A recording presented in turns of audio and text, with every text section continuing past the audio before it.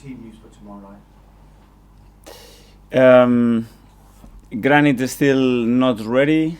Kolasinac is still not ready. We have the doubt with Bukayo and another few knocks that we got against Newcastle. So today is the day to assess how everybody is, if they can be fit for tomorrow, and then make the decision on the lineup and the squad. Are you hopeful for Bukayo? I am hopeful, but we don't know. Obviously, it's a really short turnaround, and the player has to be comfortable playing with a little injury, and let's see how it is today in training. Mikel, I've just seen the footage of the robbery involving Gabriel. It's been a while since it happened, but what does it say about the character of Gabriel that he continued to play, and what was he like straight after it happened? Yeah, obviously it's not a nice thing to go through when you have family involved and they are trying to access your own house. Gabi showed a lot of character. You see the reaction that he had straight away.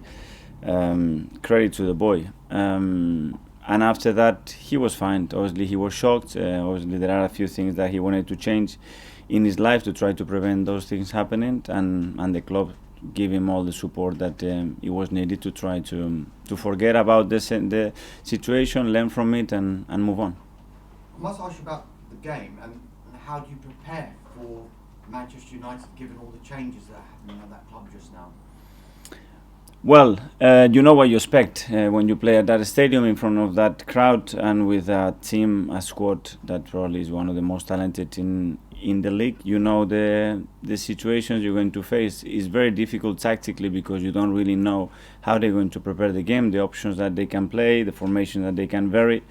So it's focused more in ourselves, what we have to do, and make sure the team is prepared to go in there and beat them.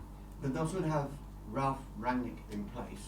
Have you followed his career at all, and has he influenced you at all in how you manage? Well, he's been one of the top coaches in every involvement he had in the game, not only in coaching. He's made some radical changes in some areas, and he's a really interesting person in football world and a really interesting appointment for the club.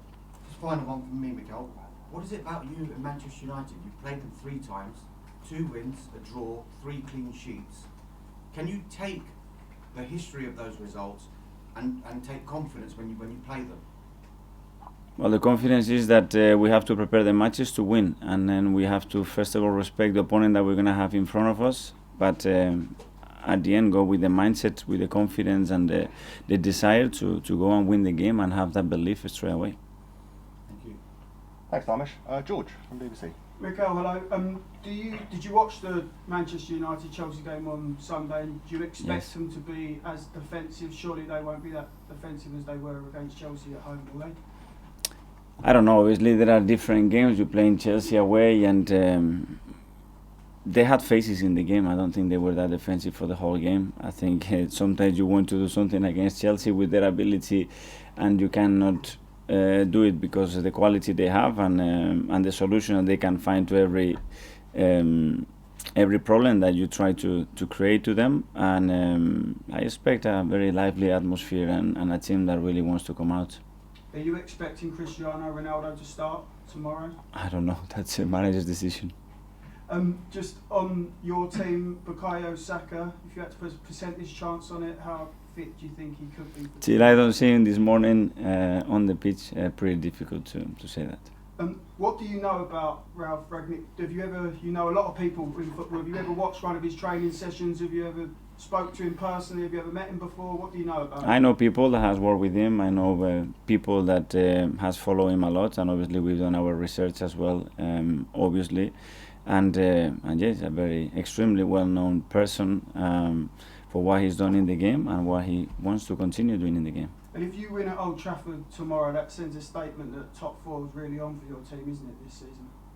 When you win a bigger stadium and the form that we are at the moment, it gives more confidence. Another important game, but this is a long run.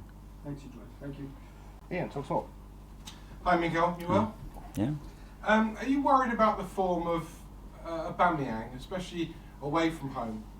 He doesn't tend to score as many goals, and are you thinking maybe of moving him out wider?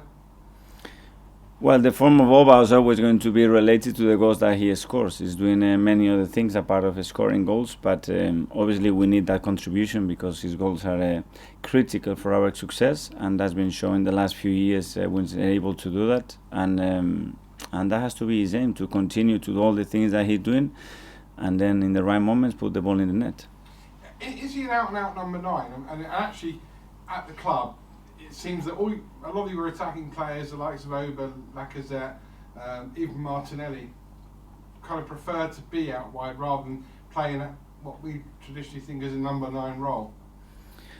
I think with Lacazette a little bit different. I think Lacazette is more comfortable playing there. Oba has played in both positions through his career. I think the formation that you played allows him more freedom and attack certain spaces more often, and the defensive duty changes a lot in one formation or the other as well, and it's something to consider depending on the players that you play alongside him.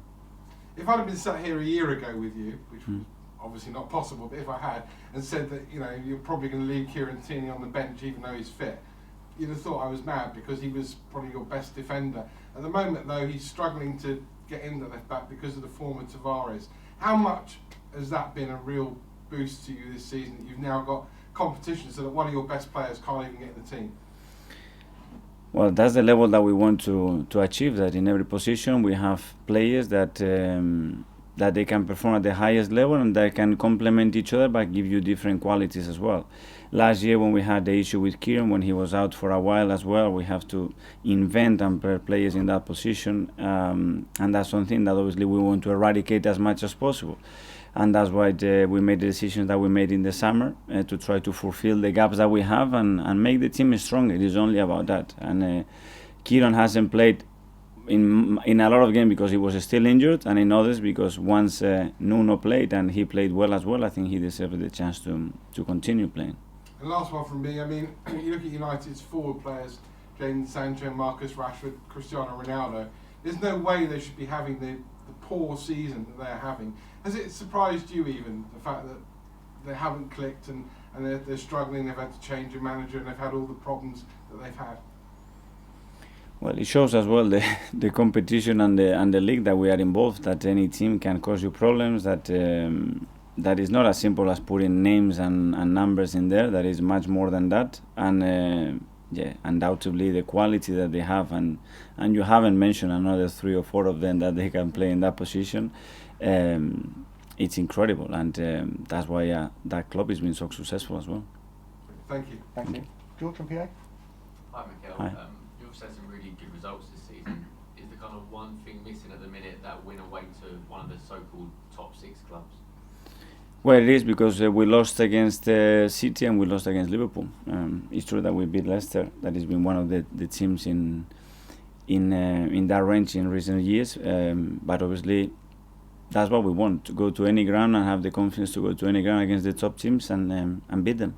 Because you managed it at Man United last season, didn't you? I guess from your own point of view, is it doing that on a consistent basis? Absolutely. We'll get Arsenal to where you want. And that's what we have to try to do. And it's not about doing it once. I think when we won last year, Arsenal didn't win there for 17 years.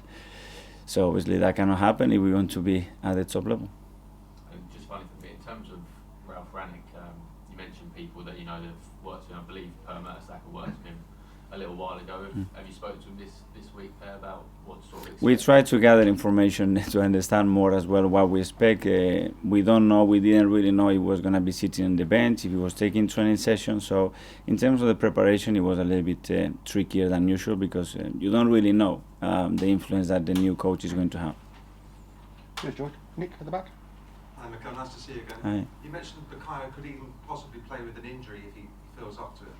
Are you at the stage where you might need to rest him, and Emil Smith-Rowe as well? They both played a lot of games, they're young.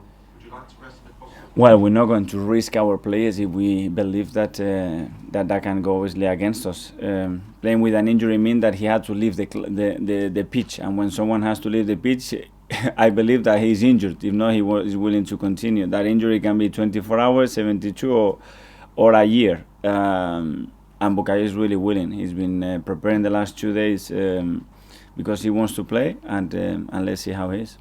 He's such an important player now, isn't it? It would be very difficult to leave him out many games. It is very important, but as well you see the importance of Gavi when he came on. We have Nico there to play in that position. We have Eddie. We have many options that can fulfill that potential, and that's why players have to be ready when we need them to come in the team and make the impact.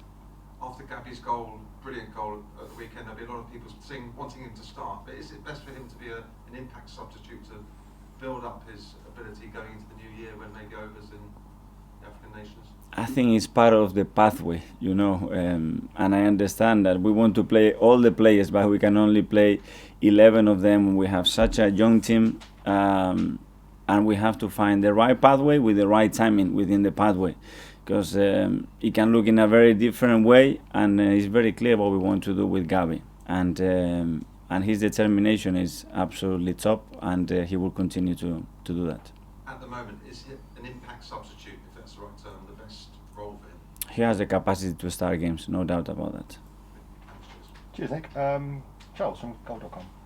Just quickly go back to Kieran. I think we were all surprised maybe that he didn't play at the weekend. Did you, in the build-up to the game, did you have to speak to Kieran and kind of explain it? How is he being on the bench at the moment?